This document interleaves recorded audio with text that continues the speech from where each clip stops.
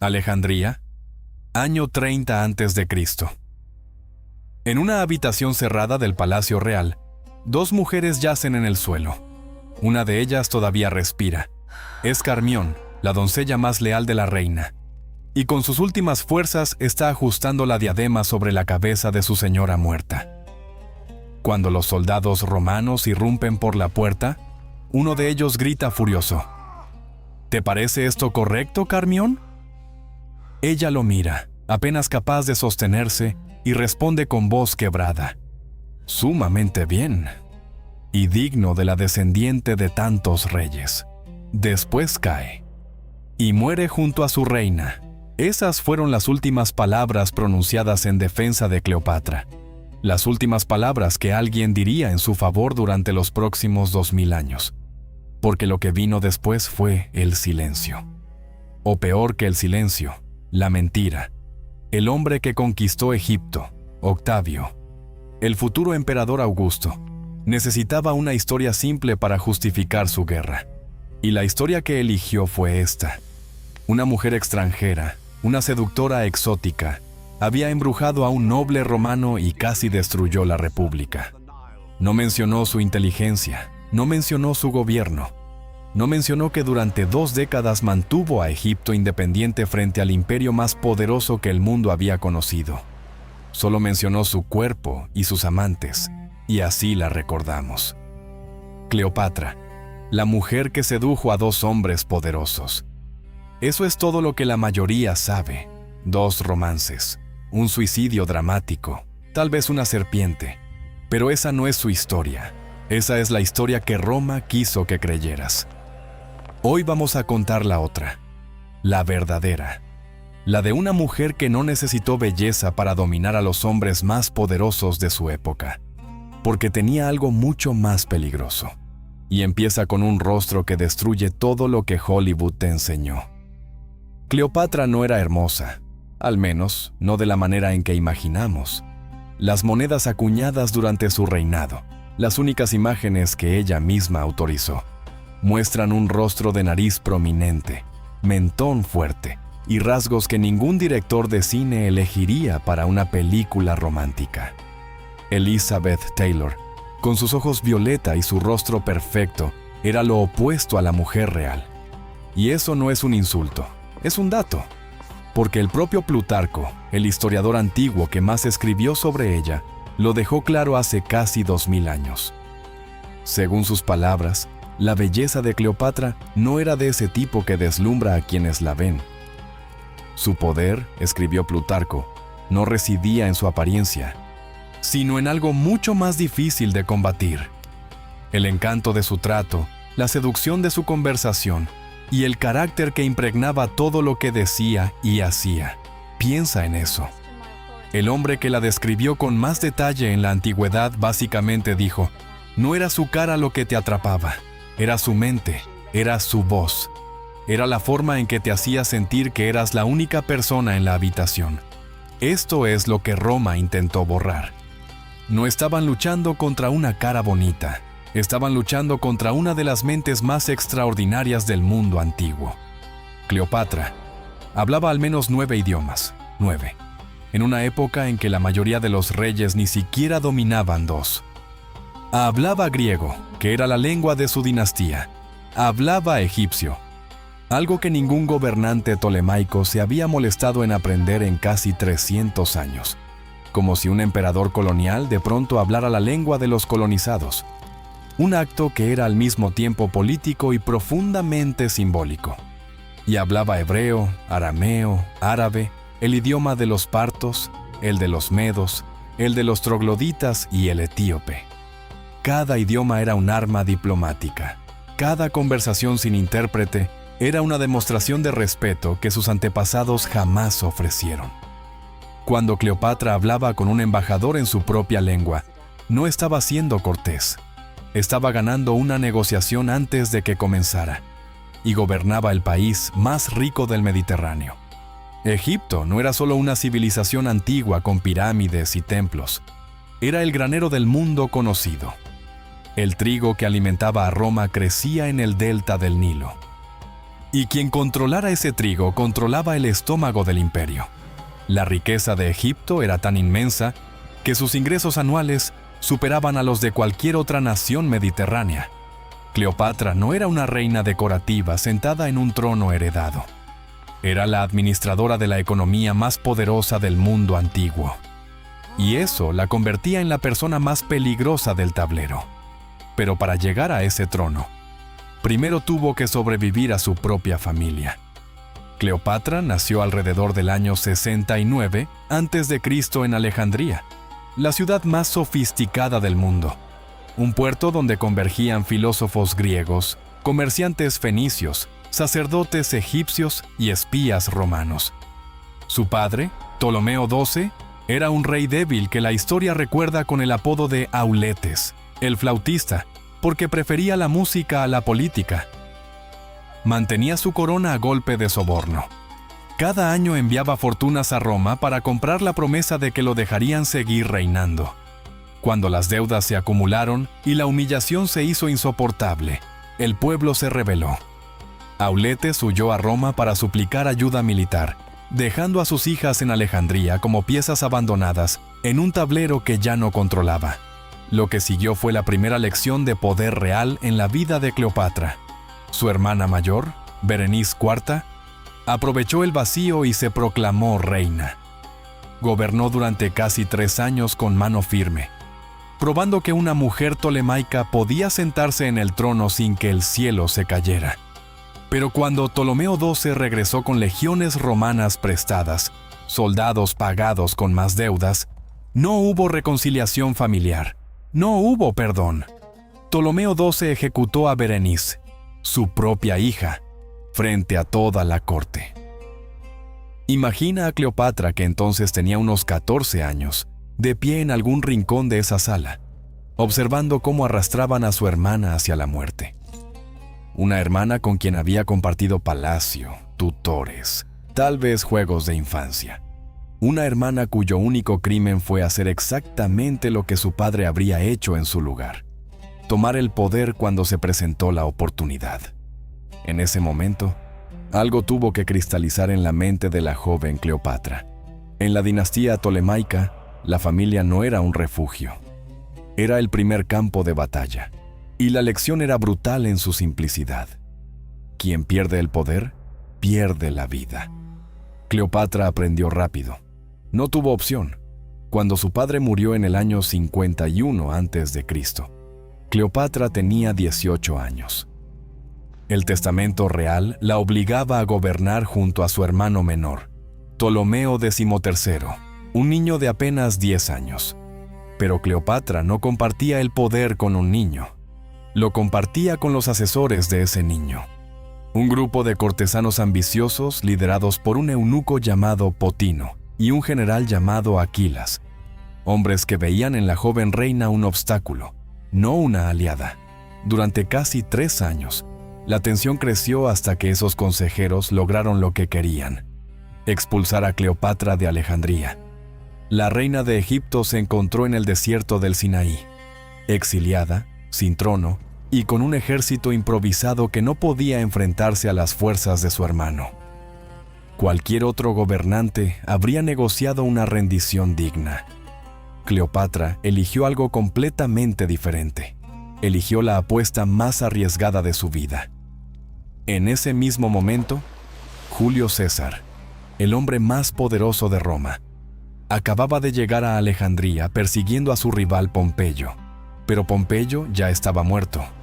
Los consejeros de Ptolomeo XIII lo habían asesinado en la playa, creyendo que así ganarían el favor de César. Se equivocaron. César se instaló en el palacio real, y tanto Ptolomeo como Cleopatra necesitaban desesperadamente su apoyo. Pero el hermano controlaba la ciudad, las calles, los puertos. Cleopatra no podía simplemente caminar hasta el palacio sin que la arrestaran o la mataran en el camino. Entonces, hizo algo que todavía se cuenta 2000 años después. Según la historia que transmite Plutarco, Cleopatra se hizo envolver en un saco de lino.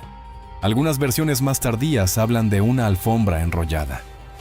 Lo que no cambia es lo esencial: ordenó a un sirviente de confianza llamado Apolodoro que la cargara al hombro, que cruzara las líneas enemigas, que la llevara directamente hasta los aposentos privados de César. Cuando el saco se abrió, César encontró frente a él a una reina de 21 años, sin guardias, sin ejército, sin séquito, sin nada excepto su inteligencia y una audacia que bordeaba la locura. Era una apuesta suicida. Si César la rechazaba, estaba muerta antes del amanecer. Pero Cleopatra había leído correctamente la situación. César no necesitaba otro aliado servil que le regalara cabezas cortadas en la playa. Necesitaban a alguien que pudiera gobernar Egipto con legitimidad, alguien que garantizara que el trigo siguiera fluyendo hacia Roma sin interrupciones. Esa noche, comenzó una alianza que cambiaría el mapa del Mediterráneo. César no se encontró con una cara bonita dentro de un saco de tela. Se encontró con una política brillante que le ofrecía exactamente lo que necesitaba: estabilidad en Egipto y acceso ilimitado a su riqueza.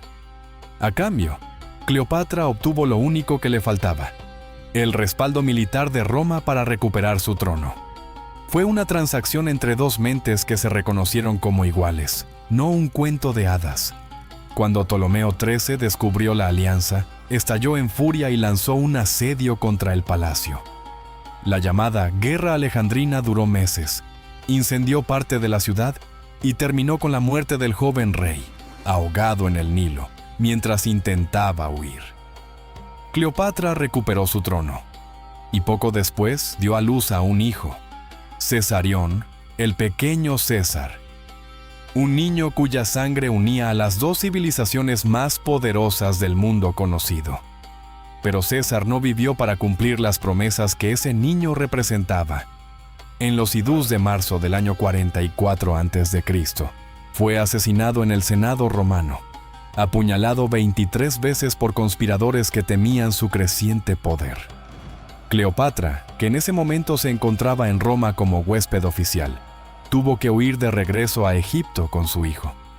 De pronto, su protector más poderoso yacía desangrado en el suelo del Senado, y el mundo romano se desgarraba en una nueva guerra civil. Necesitaba un nuevo aliado, y el destino, o quizás su propia habilidad para leer el tablero, le presentó a Marco Antonio. Si la alianza con César fue una negociación calculada en una habitación a oscuras, lo que vino con Antonio comenzó como puro espectáculo. En el año 41 a.C., Antonio, ahora uno de los 3 triunviros que se habían repartido el mundo romano, señor absoluto de todas las provincias orientales, convocó a Cleopatra a la ciudad de Tarso, en lo que hoy es Turquía, para exigirle una rendición de cuentas. ¿De qué lado había estado durante la guerra civil? ¿Dónde estaba su lealtad? Cleopatra podrían haber llegado como una súbdita obediente, con la cabeza baja y regalos modestos. En cambio, llegó como una diosa. Plutarco dejó la descripción más célebre de ese encuentro y merece ser escuchada completa. Navegó por el río Sidno en una barcaza con la popa cubierta de oro, las velas desplegadas de color púrpura y los remos movidos al ritmo de flautas, cítaras y arpas. Ella misma yacía reclinada bajo un toldo bordado en oro, adornada como se pinta a la diosa Afrodita, mientras jóvenes vestidos como amores le abanicaban a ambos lados. Sus doncellas, las más hermosas, ataviadas como ninfas del mar, gobernaban el timón y las cuerdas. Aromas maravillosos se esparcían desde la nave hacia las orillas del río. La ciudad entera corrió al puerto a contemplar el espectáculo. Antonio se quedó solo en la plaza del mercado, sentado en su tribunal, esperando a una reina que nunca se presentó ante él, porque Cleopatra no fue a verlo. Lo invitó a cenar, y al hacerlo, invirtió por completo la relación de poder. Él era el que convocaba, pero ella era la que dictaba los términos del encuentro. Y en esa cena, ocurrió un gesto que se convertiría en leyenda. Durante un banquete de ostentación imposible, Cleopatra supuestamente tomó una de las 2 perlas más grandes y valiosas del mundo. Una joya que valía, según el relato de Plinio el Viejo, 10 millones de sestercios, una fortuna equivalente a alimentar a un ejército durante meses. La dejó caer en una copa de vinagre. Esperó a que se disolviera y se bebió la mezcla sin cambiar la expresión de su rostro. Era un gesto absurdo. Era un gesto absolutamente genial.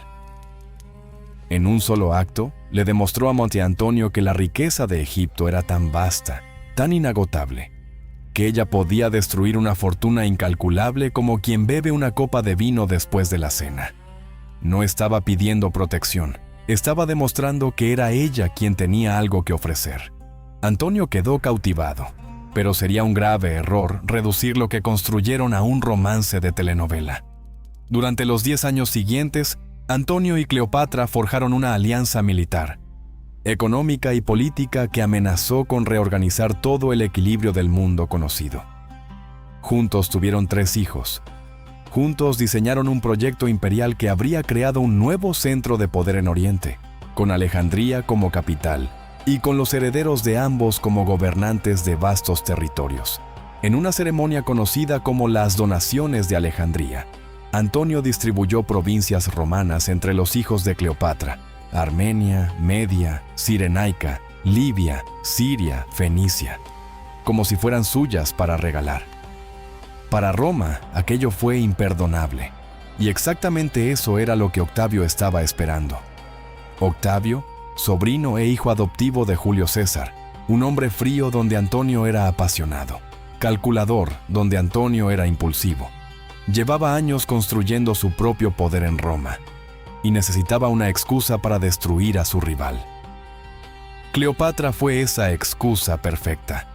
La campaña de propaganda fue despiadada.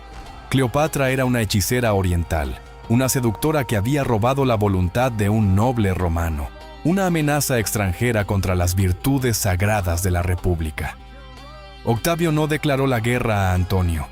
Eso habría sido admitir otra guerra civil, y Roma estaba exhausta de guerras entre romanos. Declaró la guerra a Cleopatra, a una mujer, a una extranjera. Así transformó un conflicto de poder entre 2 generales romanos en una cruzada patriótica. Todo se decidió en una sola tarde.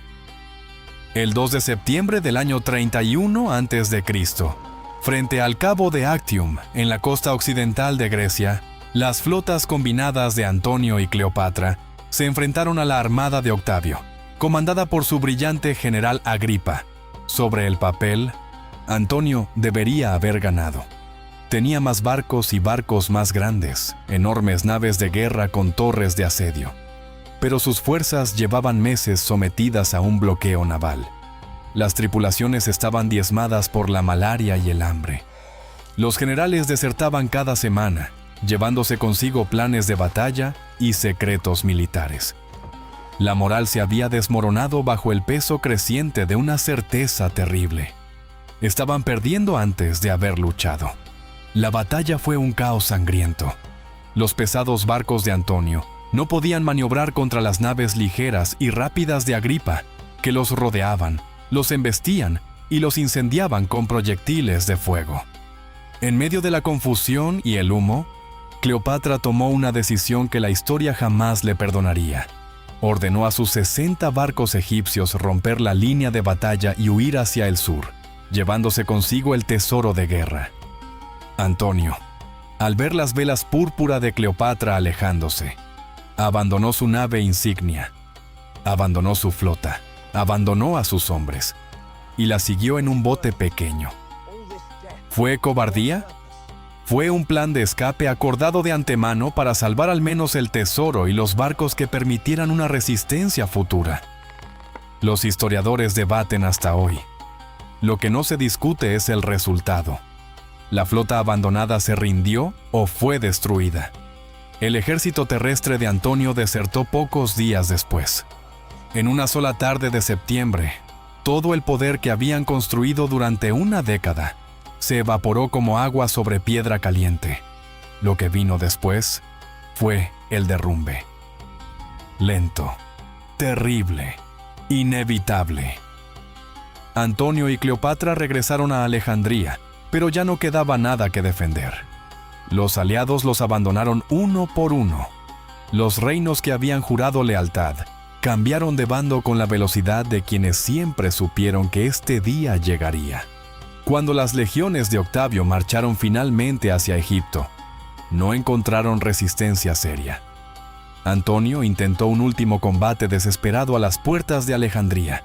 Su caballería desertó frente a sus ojos, uniéndose al enemigo en pleno campo de batalla. Su infantería depuso las armas. Según Plutarco, llegaron entonces rumores al palacio de que Cleopatra había muerto. Antonio, creyendo que lo había perdido absolutamente todo, tomó su propia espada y se la clavó en el abdomen, pero no murió de inmediato. Cuando descubrió que Cleopatra seguía viva, refugiada en el interior de su mausoleo, pidió que lo llevaran ante ella. Los sirvientes lo cargaron hasta la tumba.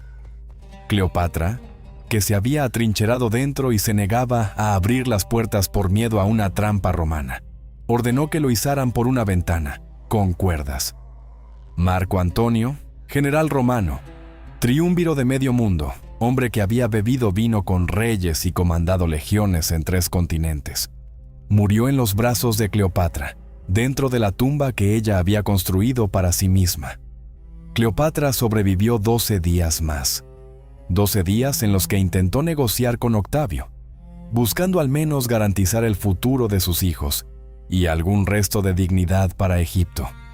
Octavio le envió promesas amables y emisarios tranquilizadores. Pero Cleopatra sabía leer a los hombres del poder mejor que nadie en el mundo. Llevaba toda la vida haciéndolo. Entendió con claridad absoluta lo que Octavio realmente quería: llevarla encadenada a Roma, exhibirla en su desfile triunfal como un trofeo de guerra, obligarla a caminar descalza por las calles mientras el pueblo romano la insultaba, como habían hecho con Vercingétorix y con tantos otros reyes derrotados. Ella había visto ese destino, lo conocía y no estaba dispuesta a aceptarlo. El 12 de agosto del año 30 a.C., Cleopatra se encerró en su cámara con sus 2 doncellas más fieles, Iras y Carmión. Tenía 39 años. Lo que ocurrió exactamente dentro de esa habitación sigue siendo uno de los grandes misterios de la antigüedad. La versión más famosa dice que una serpiente venenosa, un áspid, probablemente una cobra egipcia, fue introducida en secreto, oculta en una cesta de higos. La imagen es poderosa.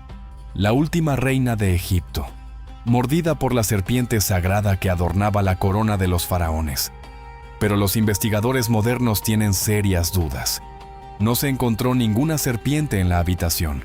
El veneno de cobra, aunque letal, provoca una muerte lenta y convulsiva, nada parecida a la imagen serena que las fuentes antiguas describen. Muchos historiadores creen hoy que Cleopatra usó algún tipo de veneno preparado de antemano, quizás oculto en una horquilla, en un recipiente hueco o en una aguja. Era una mujer que, según fuentes antiguas, había estudiado metódicamente los efectos de distintos venenos para conocer cuáles actuaban con rapidez y cuáles sin dolor. No iba a dejar su propia muerte al azar. Esa fue, quizás, su última negociación: elegir las condiciones exactas de su salida.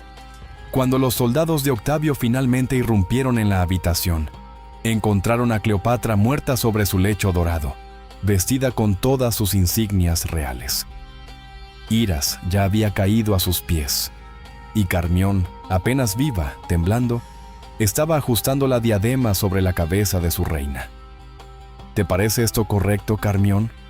Sumamente bien, respondió ella, y digno de la descendiente de tantos reyes.